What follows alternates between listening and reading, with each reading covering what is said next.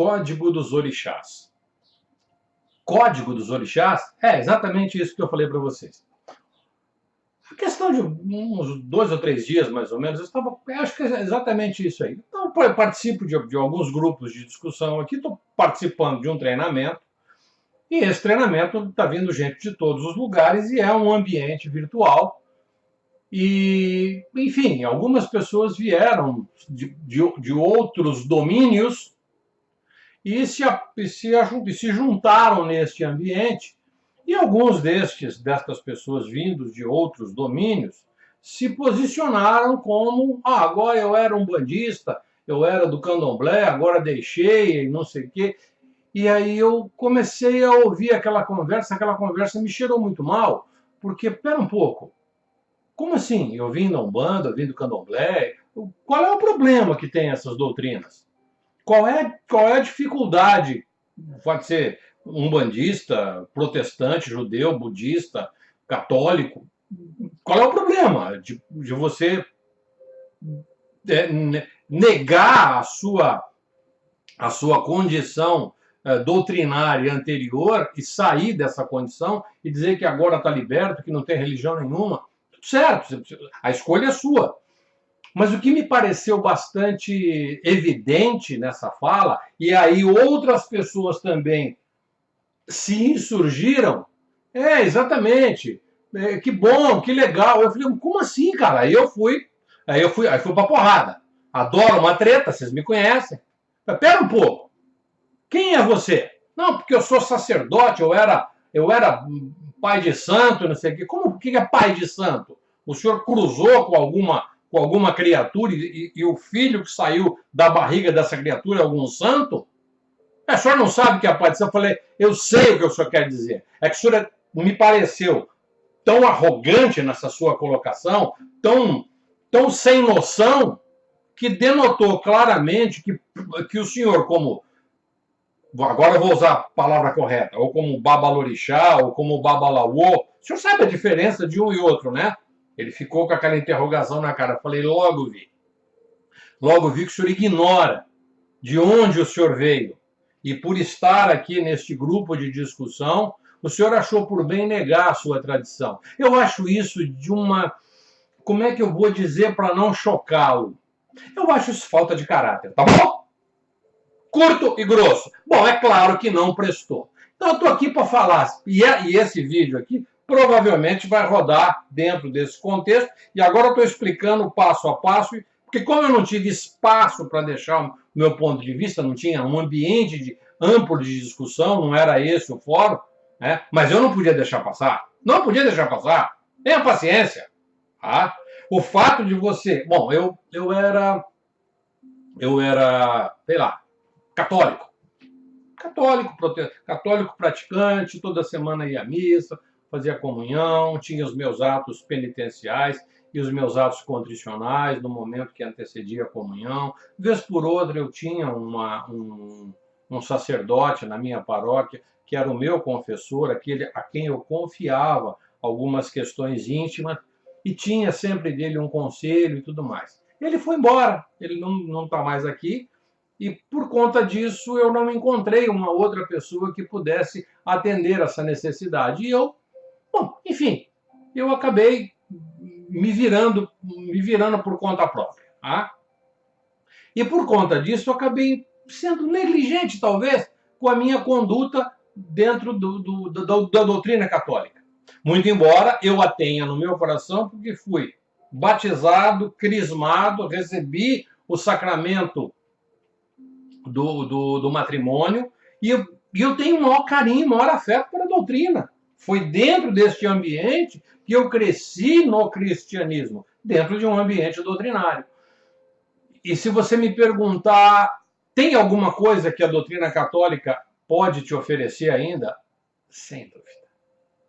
Sem dúvida que sim. Para você, que provavelmente é católico, tem um dos atos do catolicismo, dentro do âmbito sacerdotal, por exemplo, que é o exorcismo. Você sabe que eu estudo, aqueles que me conhecem sabem disso. Não existe nenhum outro rito, nenhum. Vou repetir, não existe nenhum rito metodologia, praxis, que aquele proposto pelo Papa Leão III, que está dentro dos cânon da doutrina católica como mecanismo de exorcismo, como análise do capeta, de demoniologia, de capetologia, não tem ninguém que faça isso. Ah, mas tem o pastor, não sei das quantas. Não sei, não sei. Eu desconheço uma técnica como essa. Então, você quer aprender? Aprende com quem sabe. Está dentro da doutrina católica. Simples assim. Ah, mas tem o pai de santo que faz um descarrego. Chama ele para vir aqui. Chama ele para falar comigo. Dou aula para ele. Então, ai, mas esse negócio de orixá e tudo, deixa eu voltar essa história do código dos orixás. De uma vez por todas, aprenda. Aprenda. Estou sendo bem arrogante agora. A humildade agora passou lá do outro lado da galáxia. Tá? O que nós temos hoje com relação a esse conhecimento o que nós temos como conhecimento é uma absoluta ignorância do princípio teológico acerca dos orixás. Eu vou fazer uma oferenda para o meu orixá. E esta oferenda, ela é de você para fora. Como assim? Orixá significa vibração de coroa. Significa um comando divino. Significa um programa, é um drive. É um drive de destino que foi imputado, que foi colocado em você para rodar todos os dias, a hora que você acorda e a hora que você vai dormir. A hora que você acorda, roda, faz o boot matinal de como é que você... Quem é você, afinal de contas? Ah, você é um bandista, você é do candomblé? Ah, então, eu sou filho de Oxóssi, eu sou filho de Assã, eu sou filho de Xangô, sou filho de Nanã, sou filho de Iemanjá, sou filho de Ogum. O que significa isso para você? Aí vem todas aquelas alegorias em volta do processo, em volta do arquétipo, que está longe de você. Desculpa, estou falando de você, mas é você que está me ouvindo. Não me leve a mal, por favor. Está longe do adepto. O princípio, o comando divino que cada um deles representa, de cima para baixo ou de baixo para cima, não importa. A fé, o amor, o conhecimento, a justiça, a lei e ordem, a geração, a transformação, a força, o vigor, a vontade, o desejo. São comandos divinos que são infundidos em nós, que nem um pendrive, a hora que a gente é concebido, no momento da concepção. Aí coloca esse drive ali e começa a rodar. A hora que você nasce e vive, você passa a funcionar com esse parâmetro, com esse funcionamento. Então tem uns que, por conta do seu elevado conhecimento, é um professor, é um doutrinador, é um palestrante, é uma pessoa que tem a capacidade de levar as pessoas para o próximo nível. Vamos imaginar que a pessoa seja um operador do direito, um promotor, um juiz, um advogado, seja o que for. Tá? Então ele está dentro desse domínio divino. Ah, pô, ele é um engenheiro, ele é uma pessoa que tem uma grande capacidade de transformação, ele é um inovador, ele é um inventor. Então ele está dentro desse outro domínio. Então, grupos de indivíduos predominantemente apresentam características semelhantes. Os operadores do direito, os engenheiros, os médicos, né, os operadores do ambiente da saúde, os operadores do âmbito do conhecimento, do saber, aquelas pessoas que são pessoas que estão destinadas a servir ao próximo através não só do seu conhecimento, mas também da sua expertise. São pessoas que naturalmente têm uma dose de amor e de esperança muito acima da média recorrente. Elas fazem parte desse outro grupo. Tem o grupo dos religiosos, dos doutrinadores, que carregam consigo o sentido pleno da fé. E assim a gente vai indo. Então, se nós olharmos para estes princípios, para estes domínios, nós podemos... Desculpa, olhando para isso, nós temos uma percepção agora um pouco mais intelectualmente mais elevada, certo? Como é que a gente explica isso para uma pessoa mais simples, para uma pessoa uma pessoa assim, destituída de capacidade de análise, de capacidade intelectual? Jesus fazia o seguinte: ele criava uma linguagem metafórica, falava através de parábolas. E através das parábolas, através das figuras de linguagem, ele ia infundindo, na verdade, ele não infundindo, ele ia despertando no coração das pessoas aquilo que é o comando divino, aquilo que é a chave de funcionamento de cada um de nós. Entretanto, o cristianismo data de 5.000 anos. Alguns historiadores e antropólogos e paleontólogos de 5.000 a 3.500 anos. Se contar com a data de hoje, para trás. Né? Os registros. E a compilação desse material, que é a Bíblia Sagrada, que é o livro-texto do cristianismo, né? Nós não podemos falar isso num outro momento, ele tem esse tempo. Né? Ele sofreu algumas modificações, mas de todo modo é uma obra que tem 7 bilhões de exemplares publicados ao longo de toda a sua história. É o livro mais lido do mundo. Entretanto, não existe neste texto nem nada que diga que as outras doutrinas precisam ser preteridas. Porque a doutrina dos orixás, eu não sei se eu falei no começo da nossa conversa aqui, provavelmente não, mas a doutrina dos orixás data, antropologicamente, de mais de 5.000 anos. Alguns escritos suscita essa condição há 14.000 anos. Registros mais singelos. Tá? Então, quando se entende que esta cultura, que esta cultura, para compreender os comandos divinos materializados no planeta Terra, nós começamos a olhar para esses comandos divinos como uma forma antropomórfica, como uma forma humana. Então, aquele orixá que tem a ver com o conhecimento, por exemplo, ele está transfigurado em um caçador.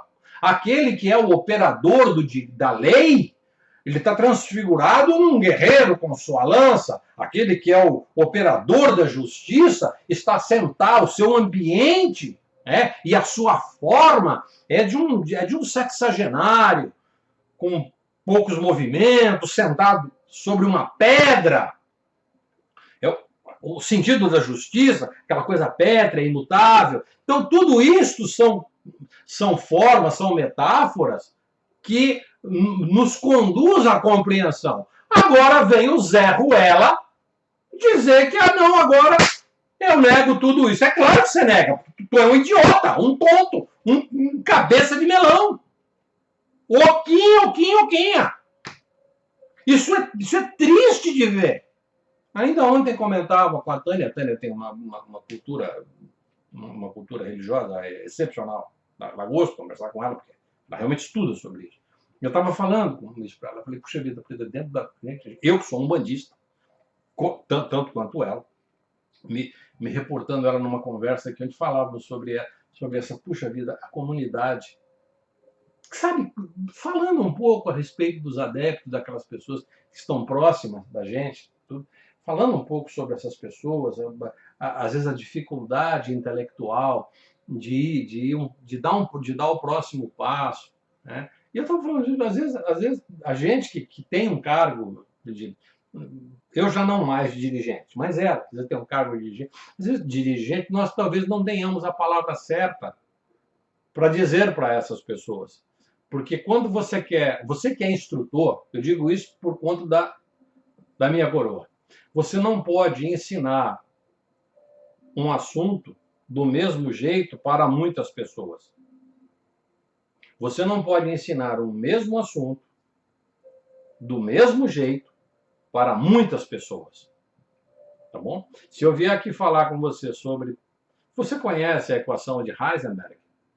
O pessoal da física quântica agora vai babar. Porque tem aquelas pessoas que são completamente ignorantes, falam de física quântica como se fosse trocar de roupa. É uma facilidade, né? E aí você faz uma pergunta basiquinha para ela, ela se borra toda. Por quê? Porque não sabe, não tá. Então, quando você vai explicar, quando você vai perguntar alguma coisa para alguém, quando você vai ensinar alguma coisa para alguém, você tem que primeiro, escuta, deixa eu conhecer um pouco você. Deixa eu saber quem você é.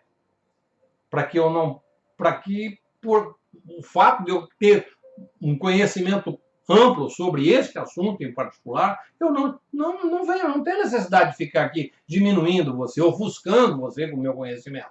Porque dentro desse conhecimento, dentro dessa área, sei lá, seja ela qual for, sobre direito, sobre medicina, sobre anestesia, sobre geobiologia, essas duas áreas, eu sou realmente expert, eu sei o que estou falando, tenho proficiência nisso, tenho protagonismo nesses dois assuntos em particular, radiestesia e geobiologia. Então, eu preciso ter cuidado com o que falo com as pessoas, porque muitas vezes o ouvido delas não está preparado, o ouvido dessas pessoas não estão preparados. A mesma coisa está essa questão dos orixás. Uma dignidade no âmbito doutrinário do cristianismo contemporâneo, veio numa palestra e estava lá e todo mundo se acerca da criatura e babando o ovo e aquela coisa toda e panani e pororó. E a hora que a criatura concorda com o pai de santo, que é uma expressão grosseiríssima, pois é isso mesmo, pô, que bom que agora você... denotou primeiro a ignorância do tal palestrante e segundo, a estupidez do indivíduo. Então eu estou aqui para dizer, eu não estou preocupado com a minha reputação. Não estou. Estou aqui para arrumar treta mesmo, tá? Treta! E olha só, presta bem atenção, eu vou falar um pouco mais sobre isso daqui para frente. Porque é inadmissível, nós vamos ter dificuldade de sobreviver no planeta Terra com esse tipo de comportamento. Ou a gente tem uma capacidade de aglutinar as pessoas, de trazer as pessoas para o nosso convívio de uma forma harmônica e, ao mesmo tempo, dar de dedo. Você tem que falar para a pessoa, você tem que chocá-la. E dizer, que só que eu estou falando para esse cara agora. Ele não teve a tranquilidade de vir falar comigo. Por quê? Por uma única exclusiva razão. Ele estava focado no seu negócio. Então que fique lá, que cuide da vida dele. Simples assim. Simples assim. Agora, poxa vida, vamos fazer diferente? Vamos fazer de um outro jeito? Vamos dar uma repaginada nesse processo? Que tal? A nossa convivência, ela precisa ser uma convivência pacífica. Quando eu digo convivência pacífica é convivermos uns com os outros. Tá? Agora, nós temos que, ao conviver com o outro, nós temos que ter o cuidado de não permitir que o outro, através das suas palavras, pensamentos e ações, nos afronte. Se você perguntar, Flávio, você não poderia ter sido um pouquinho mais delicado com aquela pessoa? Pode ser que sim. Puxa vida, cara, olha só, vem cá. Você não poderia ter sido um pouquinho mais brando no texto do começo do vídeo? Pode ser que sim, pode ser que sim. Tá? Sei. Mas eu sou assim, eu tenho essa característica. Eu tenho procurado, aos poucos, não pecar mais neste quesito. Mas sai. Você sabe, eu quando gravo isso aqui, eu tenho uma ideia na cabeça. Uma câmera na mão e uma ideia na cabeça. Então, o roteiro sai na minha fala aqui. Então, é aquilo que eu penso, é aquilo que eu sinto, é aquilo que eu falo. Então, eu não tenho dificuldade de dizer aquilo que penso. Tá? Não tenho a menor dificuldade. Vocês sabem disso. Então, eu acho que nós podemos ir para esse próximo nível, mas a gente precisa ter um treinamento. É mesmo o treinamento de sobrevivência na selva. Se você acha que vai se embrenhar em selva fechada, sei lá, para fazer uma trilha, para fazer... Eu recomendo que você tenha um treinamento. Porque você vai enfrentar coisas que provavelmente você não conhece. Você será surpreendido por eventos, por fatos, por situações que poderá te constranger, que poderá te limitar, poderá te colocar em risco. Eu estou falando isso de uma maneira genérica. Estou dando o exemplo da selva. Então, a sobrevivência planetária vai depender daqui para frente desse tipo de atitude mais incisiva. Se você sabe de alguma coisa além daquilo que eu sei, diga para mim com incisão. Olha, Flávio, não é assim. É deste outro jeito. Me faça refletir. Me faça pensar sobre isso. Jamais você irá me convencer dizendo-me é assim porque não é assado. É 1 porque não é 2. É 0 porque não é 6. Tá? Isso serve na matemática. Tá? O terceiro excludente. Então, ficamos combinados assim. Eu precisava deixar essa mensagem aqui porque eu acho que valeu a pena. E ela vai chegar direitinho agora no coração daquela. Eu não tive a capacidade de conversar com ele depois. Tá? Quem sabe ele me dá uma ligada agora e a gente acerta a nossa. Porque é através da treta que a gente se organiza. Tá bom? Avião só decola contra o vento. E com 110% de potência no motor. Até a próxima.